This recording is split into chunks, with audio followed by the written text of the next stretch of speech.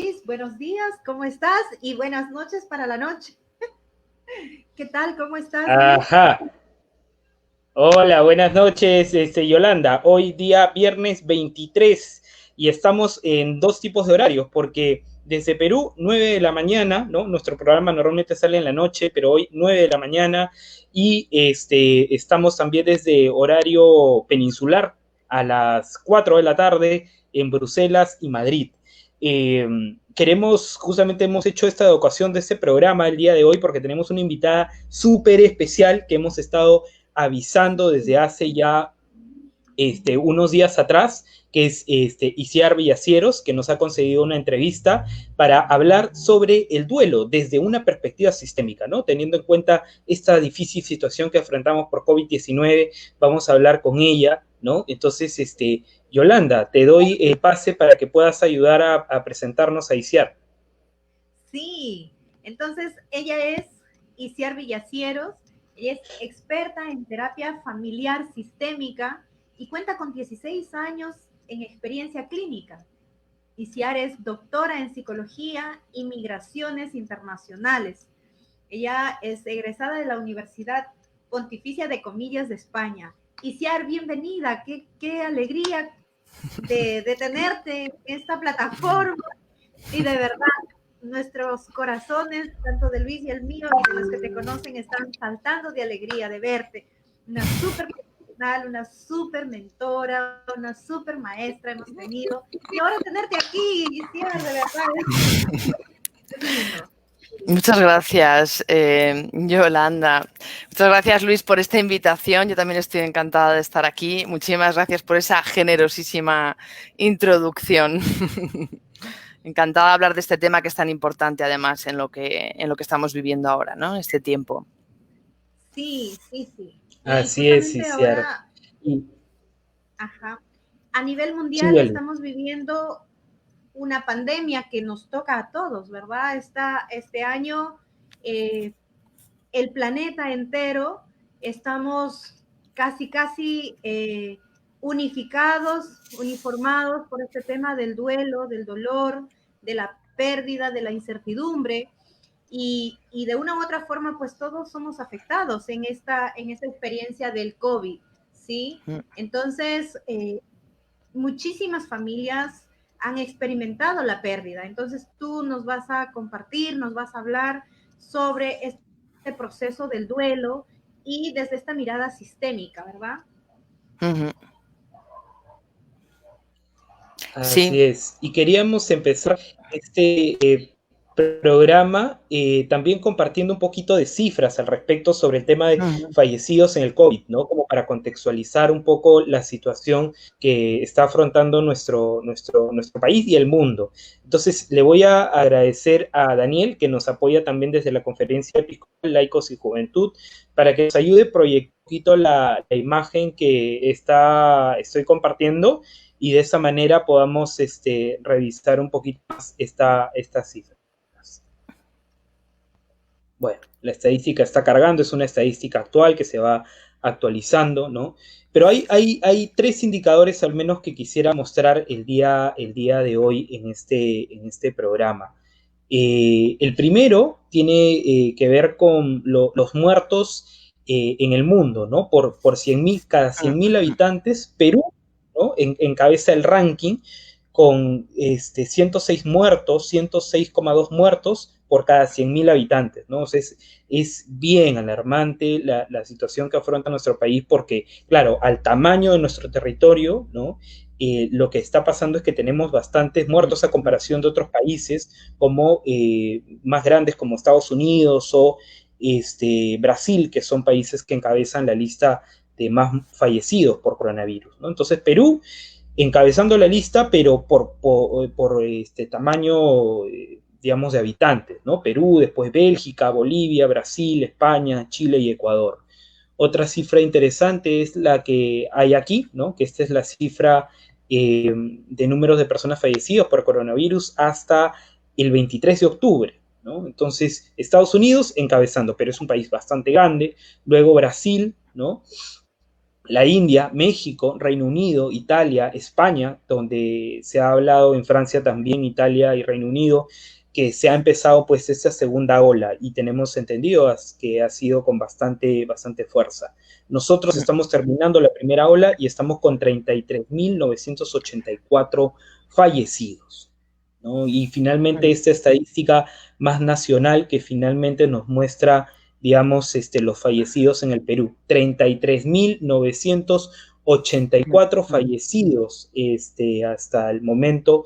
Queremos en este programa honrar un poco las personas que han fallecido por COVID, ¿no? A todos los familiares y seres queridos de estas personas que han fallecido, nuestro más sentido pésame y también digamos, reconocimiento, ¿no? Por estas pérdidas que han tenido a nivel cercano, familiar. Las cifras son alarmantes. Cuando estábamos justamente revisando un poquito más a detalle esta cifra de fallecidos, ahorita no puedo del todo cargar las funciones por COVID, pero era alarmante lo que se mostraba, ¿no? La mayor cantidad de fallecidos eran adultos mayores, ¿no? Ese es un gran porcentaje lo componía. Después, la mayor cantidad de fallecidos también eran hombres, más que mujeres en nuestro país. Y eso es algo que llama bastante la atención, ¿no? Es importante mirar un poquito las cifras que de hecho están cargando porque este programa está siendo transmitido en vivo y las cifras que nos muestra el sistema es un sistema actualizado. Entonces, es algo bien curioso porque también el donde la mayor cantidad de personas fallece es en el mismo MINSA, ¿no? El ministerio, digamos, los hospitales que están a cargo del Ministerio de Salud a nivel de Perú. Entonces, bueno, las cifras siguen cargando, pero yo me quedaba súper sorprendido en realidad por esta clasificación, ¿no? Estos fallecidos en diferentes, en nuestro contexto, ¿no? Ahí empieza a cargar fallecidos por sexo, ¿no?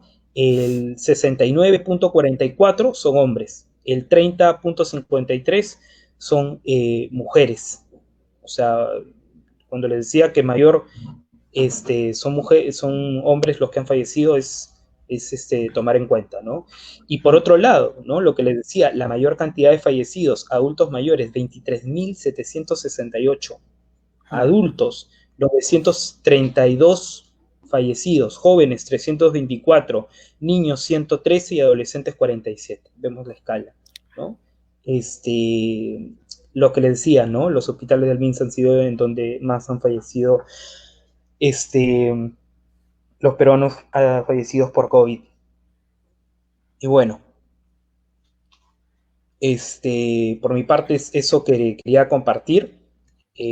No sé, Isiar, qué comentario nos puedes hacer al respecto, ¿no? De estas cifras que existe de fallecidos en el mundo y también en nuestro país, que es uno de los países más afectados por esta pandemia.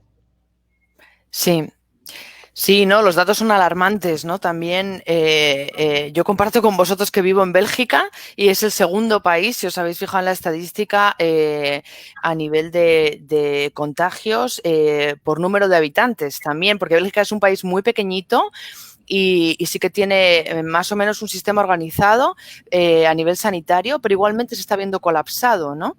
Entonces también la situación es bastante alarmante.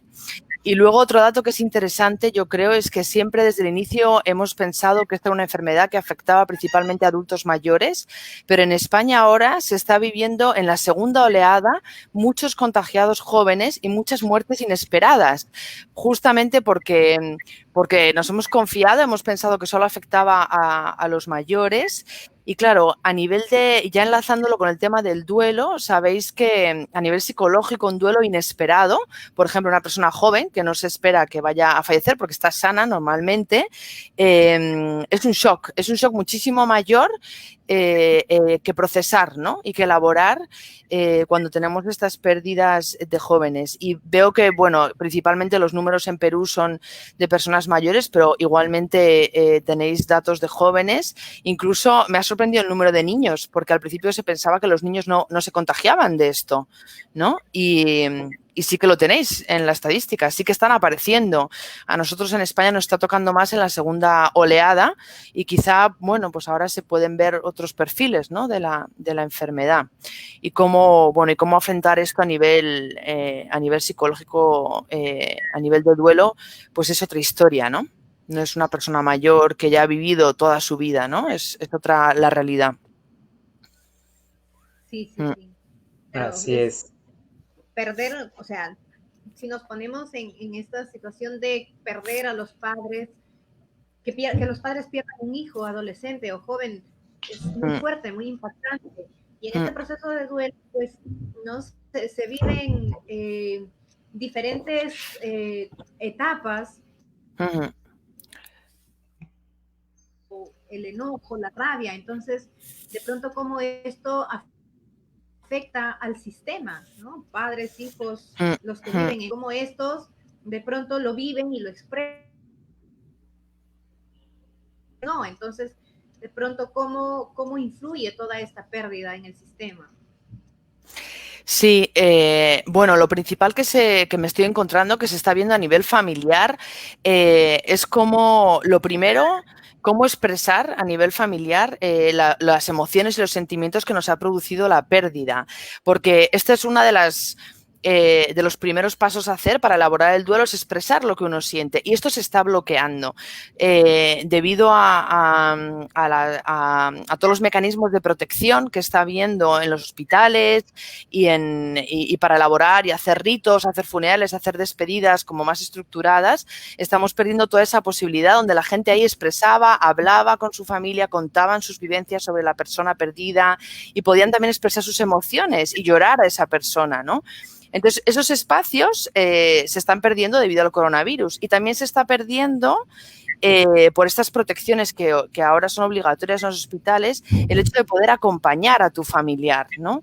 Entonces, en la mayoría de las partes del mundo, supongo que en Perú igual, no se permite la entrada en las plantas, en los espacios donde están los enfermos de coronavirus. Entonces, recuerdo una mujer que me decía, yo dejé a mi padre en la puerta del hospital, estaba en mi coche y fue la última vez que le vi. La siguiente vez que le vi estaba en una urna, me dijo. Y así fue. Y no se pudo comunicar con él porque entró, estaba totalmente enfermo y directamente fue entubado y su despedida fue por teléfono sin poder escuchar la voz de su padre porque el médico de turno tuvo a bien ponerle el teléfono en la oreja a este señor, pero realmente no tenía por qué haberlo hecho porque los médicos están de golpe cumpliendo como nuevas funciones, ¿no? Y esta es toda la despedida que ha podido hacer, todo el acompañamiento que ha podido hacer a su padre, total que para ella ha sido muy complicada la elaboración del duelo. Incluso otras personas te cuentan cuando les llega la urna con las cenizas no han podido entrar en el crematorio ni ver el cuerpo de su familiar con el apoyo de toda su familia y ese calor que es tan necesario y han recibido simplemente una urna. Entonces genera muchos sentimientos de desconfianza. También recuerdo en otro caso que me comentaba una persona que habían perdido sus pertenencias. Le llegó en un paquete la urna y le ponía una carta de disculpa diciendo que habían perdido sus pertenencias. Entonces, ella cómo sabía que ese era su padre, ¿no? O su familiar. Estaba en shock, no tenía nada. Y recuerdo en otro caso una persona que incluso le pidió una foto al médico, una foto de la mano de su madre, en este caso, para poder ella elaborar el duelo con esa imagen, porque sus manos eran, bueno, muy características en este caso y porque pues no había podido acompañarla ni verla. Entonces, claro, estas cuestiones a nivel familiar, a nivel individual, todo lo que es la expresión, el drenar las emociones, el poder comunicar y hablarlo entre familiares, se está viendo bloqueado, ¿no? Primero, por las propias protecciones que tienen que hacer los hospitales y segundo, una vez que la persona ha fallecido, tampoco se pueden hacer ritos, no hay velatorios iguales que antes, no hay crematorio, no hay funeral. Algunas familias me comentan también que han tenido que entrar por turnos y que había que elegir qué familiar entraba al velatorio. Y esto, pues claro, esto genera culpabilidades, dolor, envidias, ¿no? Es muy difícil. ¿Quién entra sí, quién entra no? Cuando solo dejan a una o dos personas. O, por ejemplo, cuando hay turnos para las despedidas, ¿no? Recuerdo otra madre que perdió a su hija que en el último turno le tocaba a las hermanas. Entonces, ella como madre no pudo entrar a despedirse y las únicas que acompañaron fueron las hijas. Entonces, ella como madre sentía una gran culpabilidad porque sentía que su papel de madre era haber estado la última, ¿no? Pero tampoco pudo por estos turnos que había y estas nuevas medidas de protección, ¿no? Que hay en los hospitales. Y el otro punto también que creo que es otro factor de riesgo para elaborar el duelo bien importante es la falta de apoyo ya a la familia que queda, ¿no? Ya no al familiar, que muere solo y que eso genera una grandísima desazón en las familias. Se hacen miles de preguntas de pues cómo habrá sido, si le habrá dolido, si se habrá sentido mal o aislado al final de su tiempo. También cómo queda esa familia luego y si puede ser acompañada por los demás, porque como estamos en confinamiento la mayoría del tiempo, pues no hay ritos, no hay funerales, permanecen aislados, entonces tampoco se puede acompañar, por ejemplo, los tíos, los hermanos, los parientes más cercanos, solamente queda el núcleo más pequeño que convive junto, que son los que pueden acompañarse en este dolor. Luego hay otros temas en paralelo que creo que están afectando, que igual podemos hablar después también, que es qué pasa cuando hay niños en la familia y qué pasa cuando las familias están distanciadas entre dos países, que eso yo me lo encuentro mucho en la consulta en Bélgica, pero tengo muchos españoles que han sufrido duelos con su familia repartida en España y no han podido viajar a España, claro. Entonces, la mitad de la familia está aquí o dos personas están aquí y la otra parte está allí. Y bueno, y el tema de los niños también está siendo bastante grave. Y Ciar, tú iniciabas esta conversación comentando de el duelo inesperado, ¿no? Por personas que no se esperan que fallezcan, como pueden ser niños, como pueden ser jóvenes, o como puede ser simplemente un familiar que ingresa, digamos, al hospital y que tienes la esperanza, evidentemente, de que no se va a morir, pero finalmente se te muere. Y se te muere en menos de 24 horas. Sí. Entonces, difícil, sumando esto que tú comentas de además la posibilidad de tener menos hoy en día posibilidades de recursos, digamos, de posibilidad de despedirte de tu familiar que ha tenido COVID, ¿no? Por todos estos mecanismos de protección que has comentado.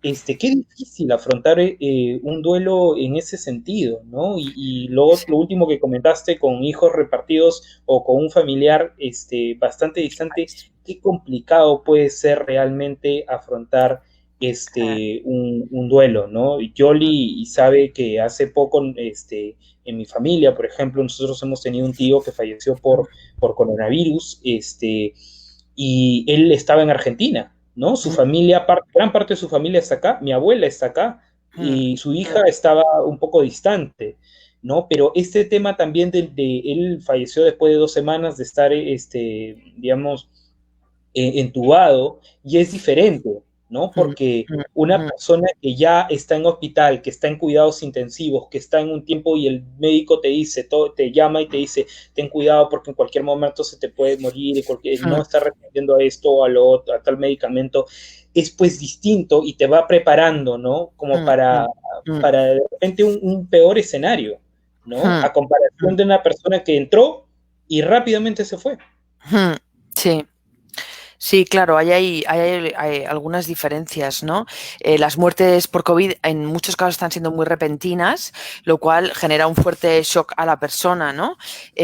No hay tiempo para despedirse, no hay tiempo para digerir el duelo, para aceptarlo, no hay previsión ninguna. Y toda esa incertidumbre, ¿no? Como hablaba Yolanda, incertidumbre es una palabra que está saliendo mucho ahora, genera no poder elaborar, no es un buen pronóstico pronóstico para elaborar el duelo, genera muchas dificultades, ¿no? Y como nadie sabía que iba a pasar esta pandemia, está siendo un shock para todos, mucho menos sabemos que vamos a perder a alguien en ella, ¿no? Y no estamos preparados, ¿no? Por lo tanto, eso genera muchas dificultades y estamos viendo en consulta personas con síntomas pues de ansiedad, de depresión, estrés postraumático incluso, ¿no? Después de este tipo de muertes tan inesperadas, y no tiene nada que ver cuando podemos ir anticipando el duelo y cuando podemos poco a poco procesarlo, aceptar que el familiar está enfermo, incluso tenerlo cerca, poder comunicar, expresar, poder despedirte, prepararte. En muchos casos, cuando las personas pasan mucho tiempo enfermas, se mezcla también el alivio, ¿no? del cansancio, de cómo estaba sufriendo, y las familias casi sienten que, bueno, pues que este proceso ha terminado y están en paz, ¿no? Es totalmente diferente el proceso. Ujú.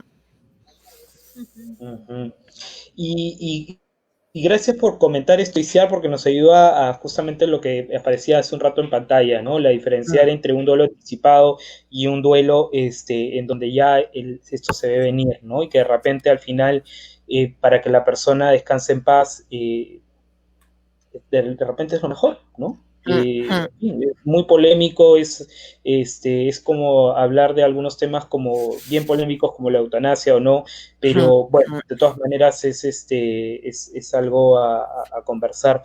Y por otro lado, ¿no? Porque eso sí nos puede servir de bastante, Iciar.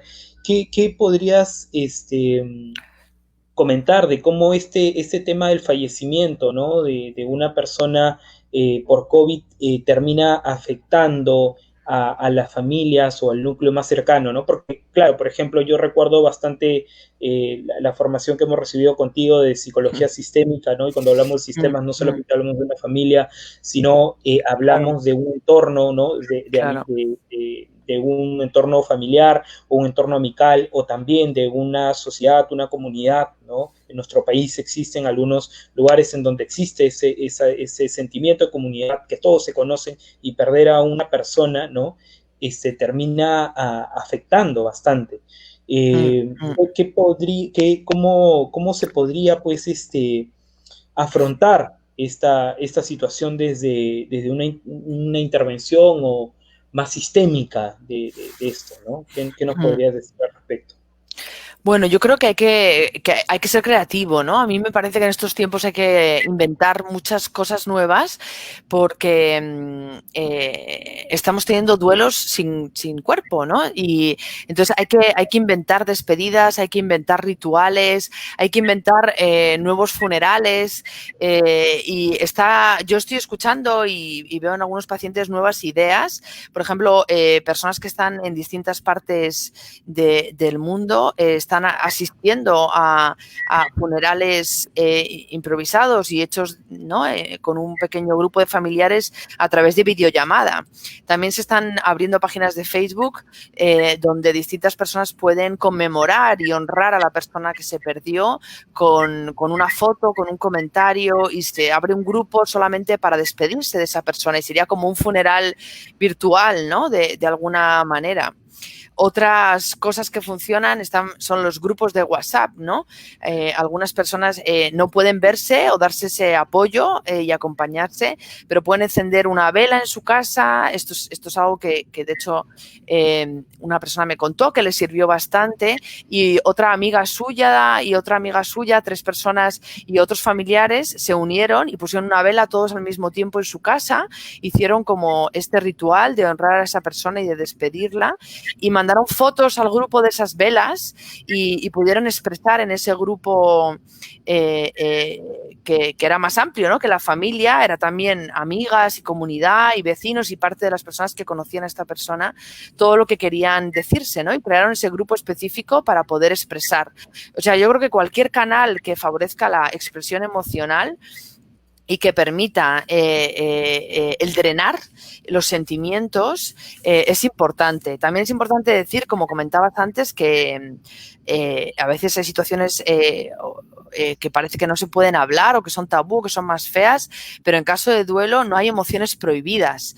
Y mucha gente está sintiendo injusticia por cómo han sido tratados o cómo su familiar se fue, o por los propios médicos, o por el sistema sanitario, porque no había plaza, porque no me dejaron pasar, o incluso personas que entran por otro motivo al hospital y no tienen COVID y son infectados allí por error, o simplemente mueren de algo y no saben de qué, ni los médicos pueden dar explicación, porque en muchos casos está colapsada la sanidad y los médicos son los primeros, como decíamos, ¿no?, que están falleciendo, y son los primeros que están colapsados también a nivel psicológico, ¿no?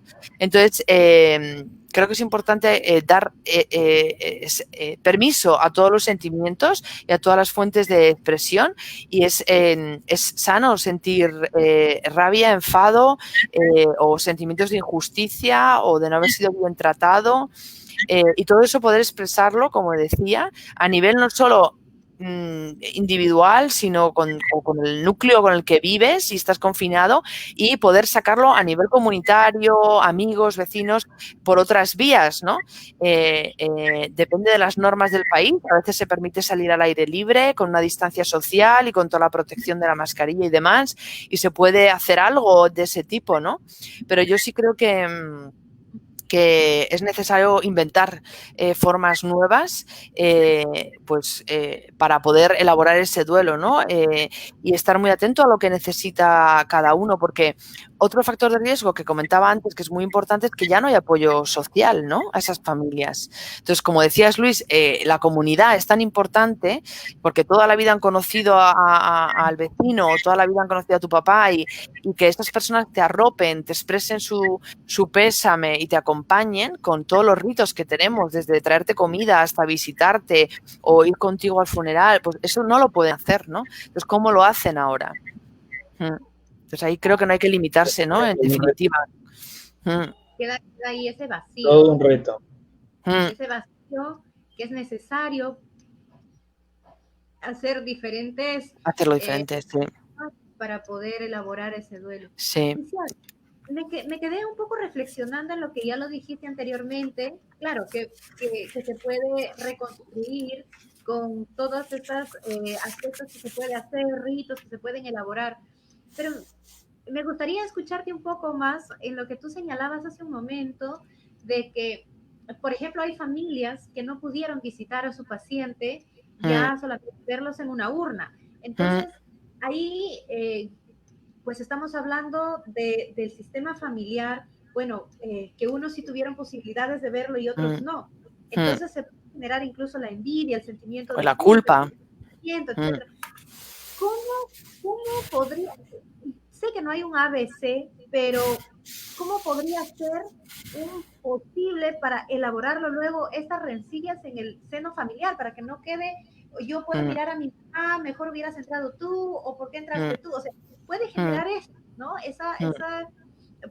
Me comentaba una familia que estoy acompañando también, que ella solamente pudo ver a su padre en la camilla y se fue la hermana, pero el papá era como que la mirada le ponía a esta hija, ¿sí? Más nada. Entonces, ¿cómo elaborar eso? ¿Cómo gestionar esos sentimientos que pueden quedar, ¿no? Esos sentimientos o pensamientos, y que de una u otra forma, sin darse cuenta, puede quizás distanciar un poco a la familia. Aparte que están pasando toda una experiencia ya de por sí del duelo, que se une un poco más esta segunda experiencia, que podría incluso ahí fraccionar o dividir a la familia sin darse cuenta.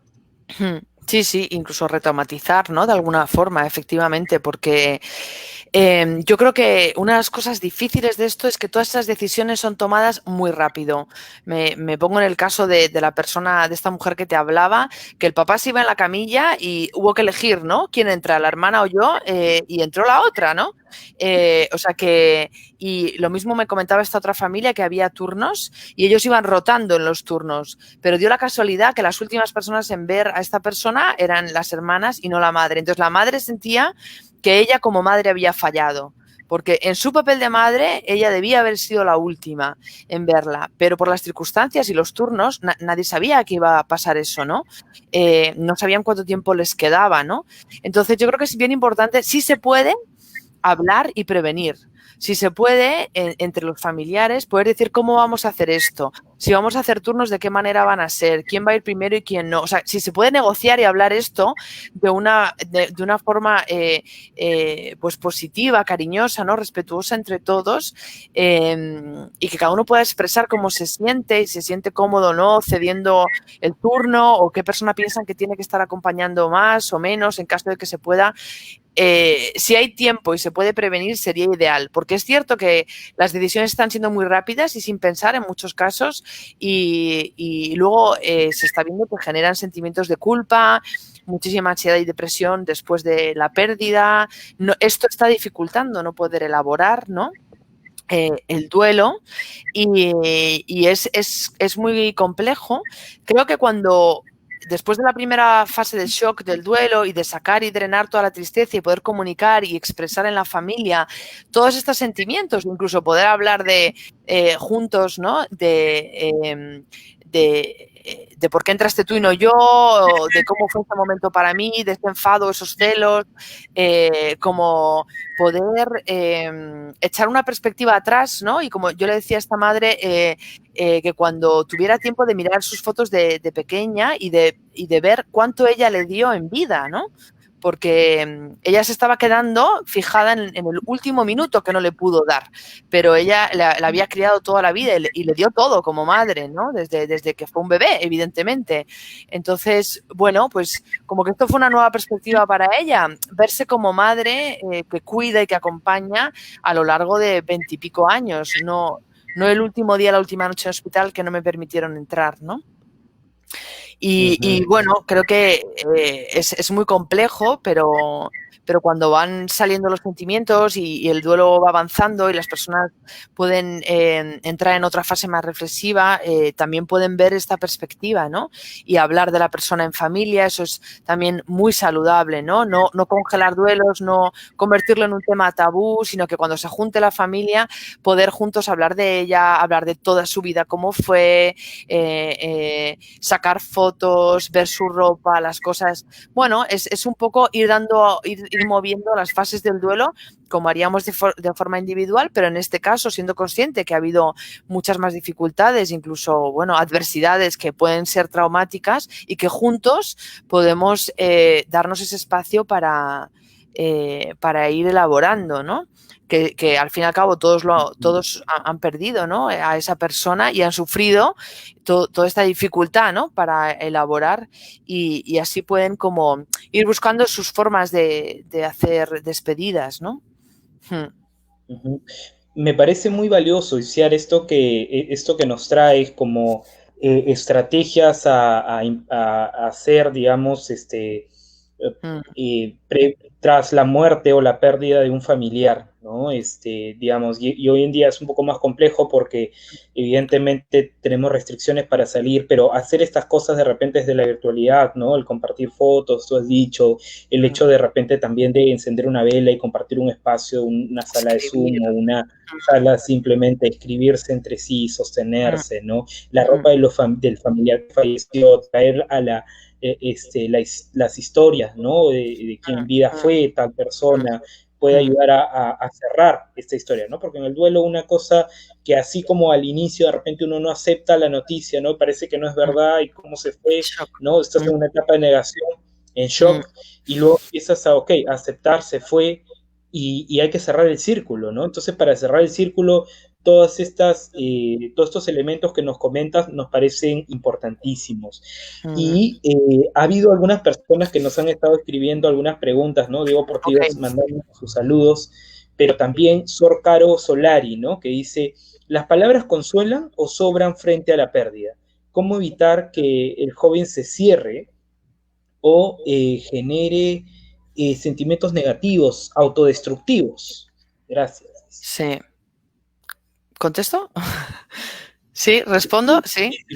Bueno, las palabras, Sor Caro, bueno, para concretar, las palabras depende de qué palabras, hay que decir, porque tenemos una serie de mitos sobre el duelo. Muchas personas piensan que no hay que expresar y que no hay que sentir. Entonces, a veces las palabras son de, bueno, ya se te pasará. Venga, no hay que llorar mucho, que entonces te vas a poner peor.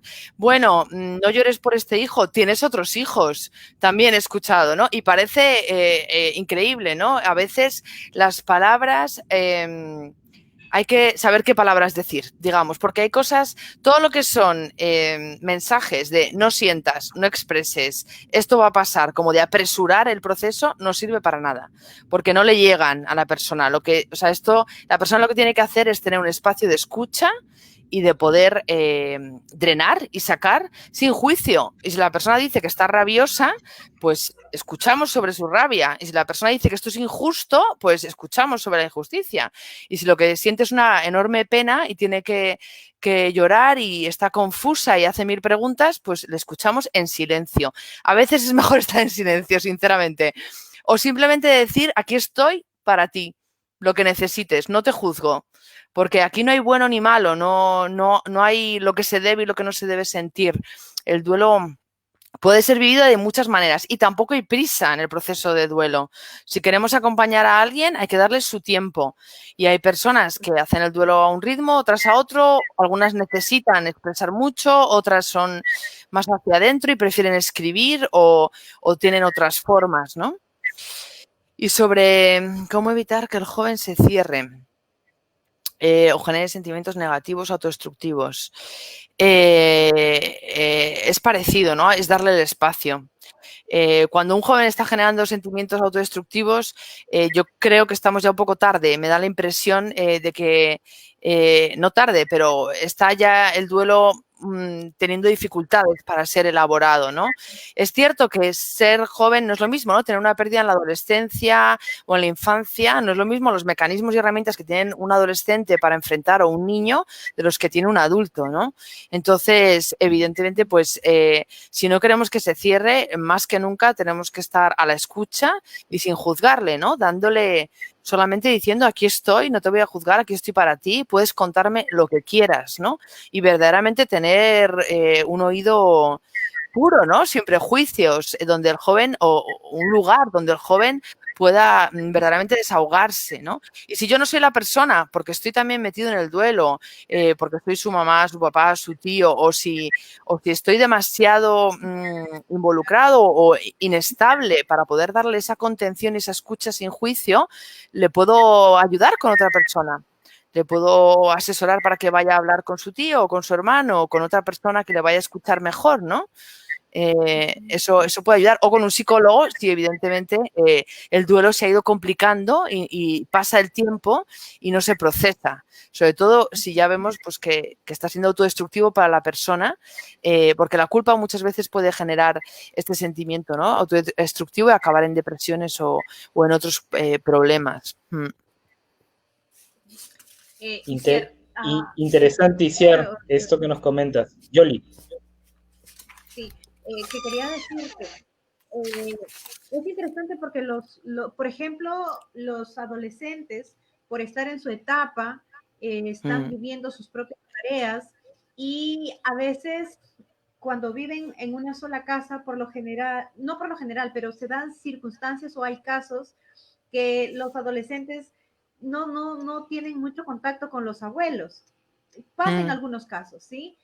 Y entonces cuando el abuelo o la abuela ha muerto, sienten ese sentimiento de culpa. ¿Por qué no me acerqué un poco más? ¿Por qué no hablé? ¿O por qué no le conté un poco más mis cosas? Te digo esto porque lo estoy escuchando ahora, ¿verdad? Sí. Entonces, ¿cómo prestar atención ahí a los adolescentes? Prestarles atención a ellos. En esta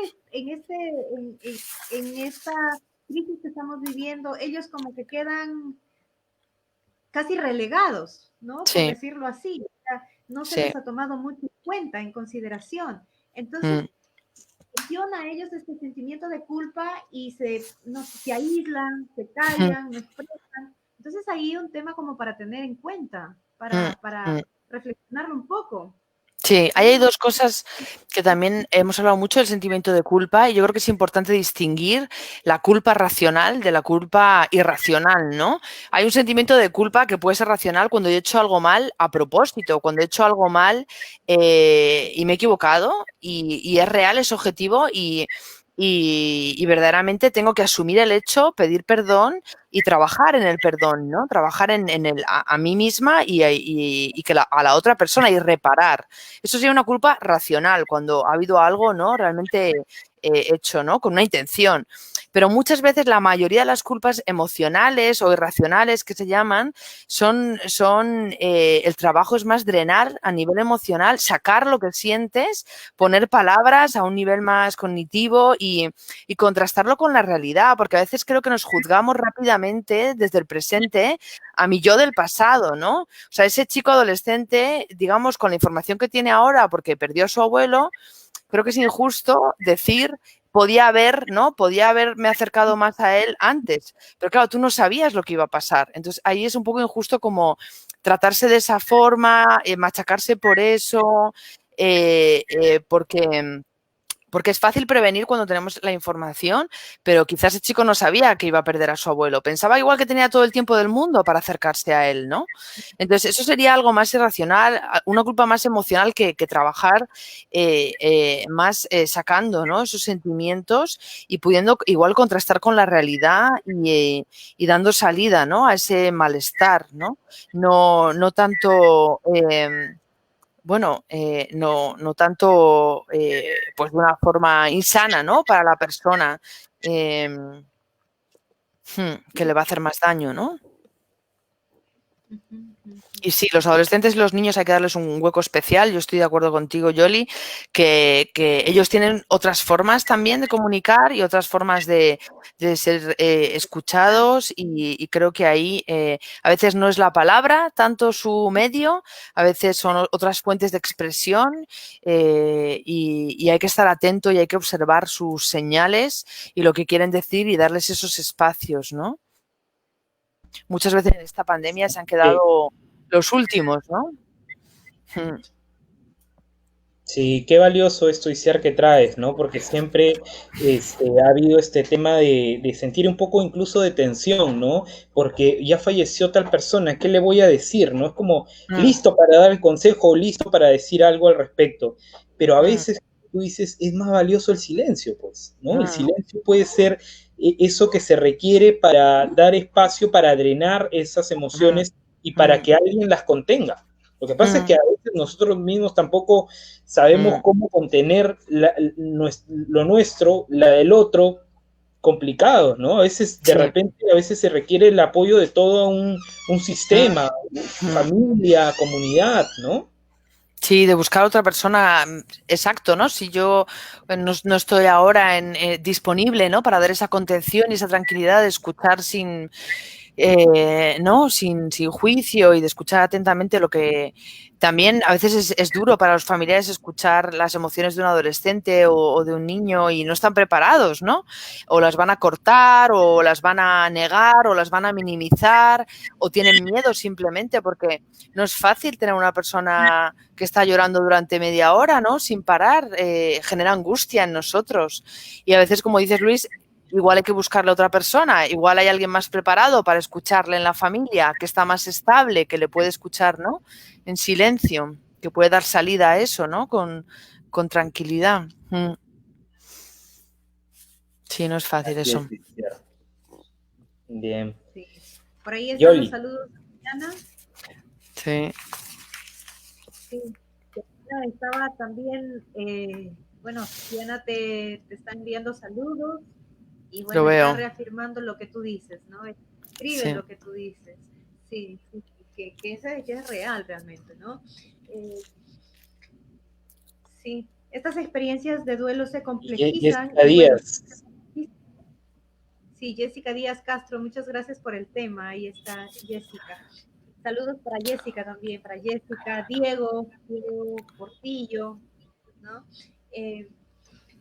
Sí, si de por sí ya el sistema familiar es difícil de poder tramitar una experiencia, una experiencia dolorosa, ¿sí? En estas circunstancias se puede transformar más desesperanzadora, más dolorosa, ¿no? Entonces, pero que cómo también concebir ese otro lado de la vida, ¿no? Quizás es algo que, no sé, no debería decirlo, pero me surge eso, de también de conversar en tiempos de tranquilidad sobre el tema de la muerte, ¿no?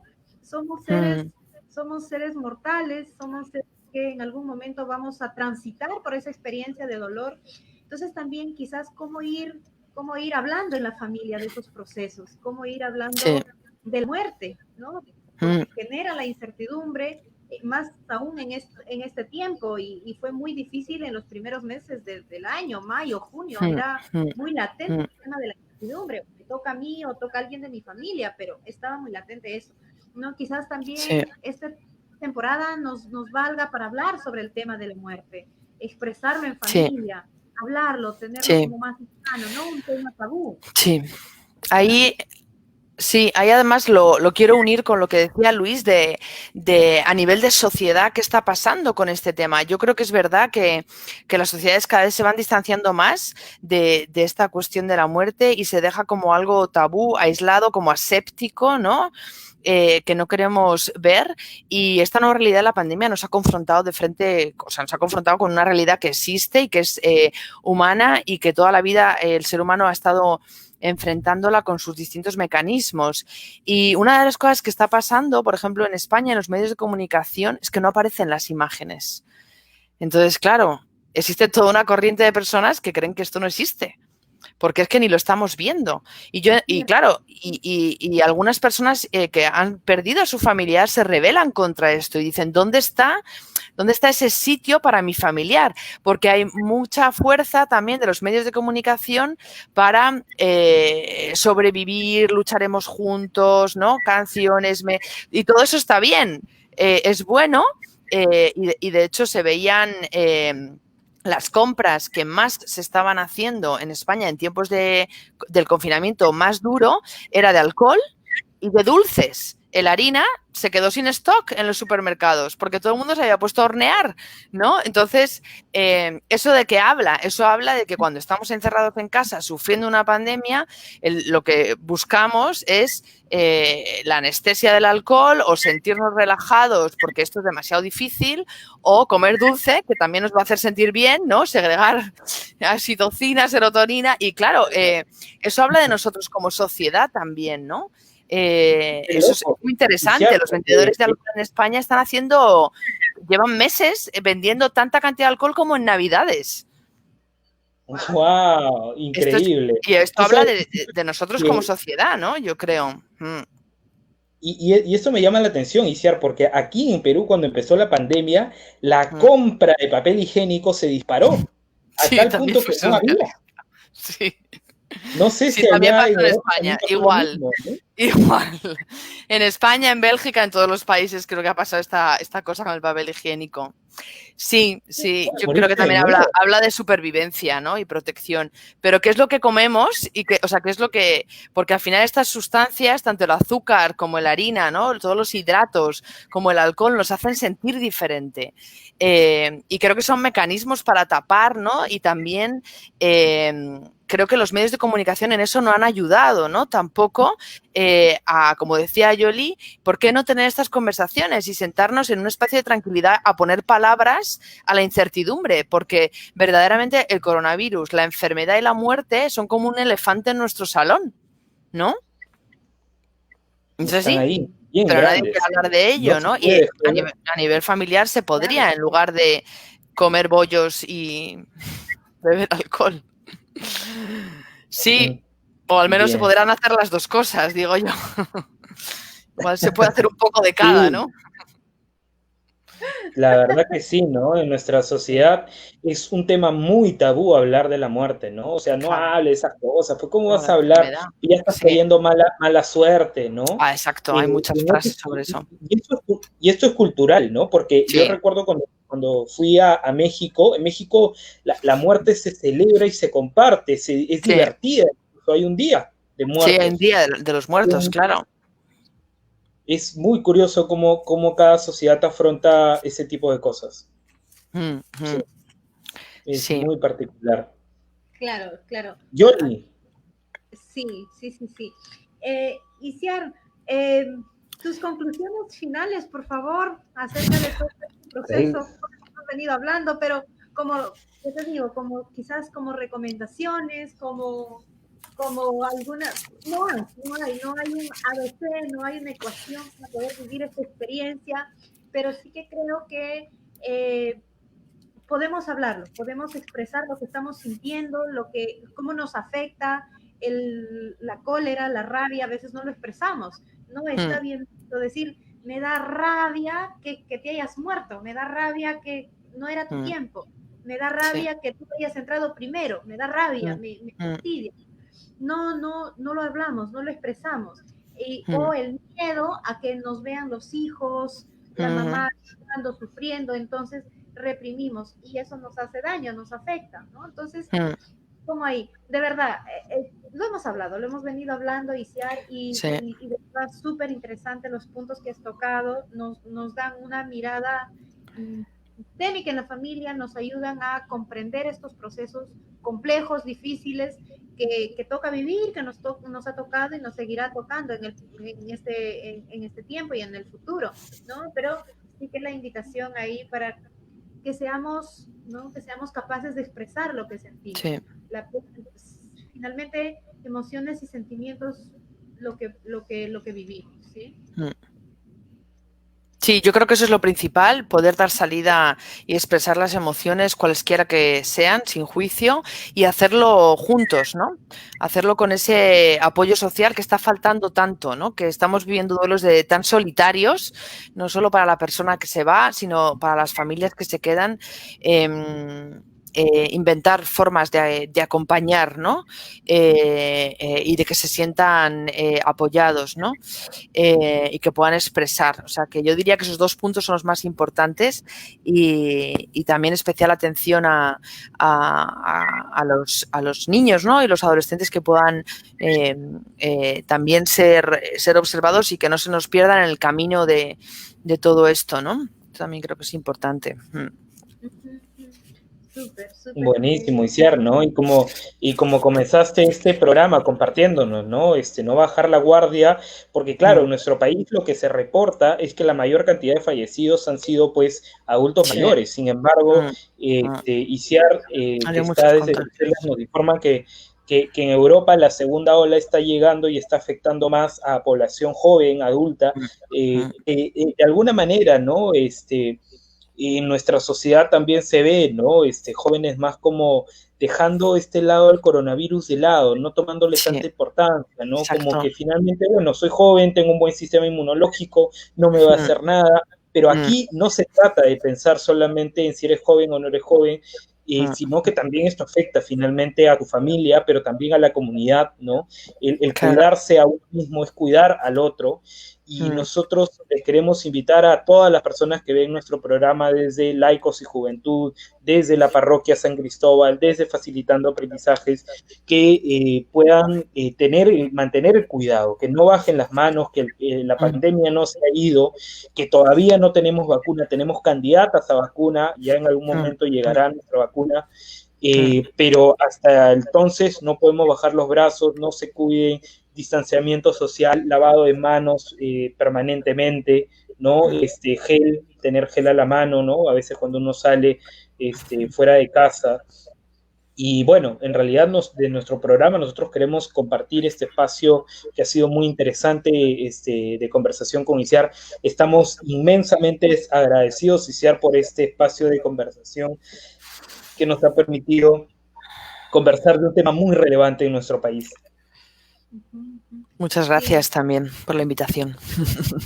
Agradecerte mucho, Isiar, y que te vaya muy bien, que sigas apoyando a donde te encuentras, ahí aportando mucho desde esta área de la psicología, ¿no? Estamos en este tiempo los psicólogos, psicólogas, pues apoyando. Ahí también como en primera línea, dando soporte, ¿no? Ayudando a los procesos de gestionar las experiencias que como personas estamos viviendo. Encantados de tenerte y bueno, nos gustaría en el futuro nuevamente tenerte para otro tema de los que tú pues conoces, manejas ahí. El tema de migrantes también muy interesante, ¿no? Entonces, pues sí, muchísimas gracias, Isiar, y bueno, tus palabras finales para los que hoy nos van a seguir en este programa. Pues nada, muchas gracias por esta invitación y nada, pues como decía Luis, a seguir cuidándose y con salud, porque eso es muy importante y también así cuidamos a otros, ¿no?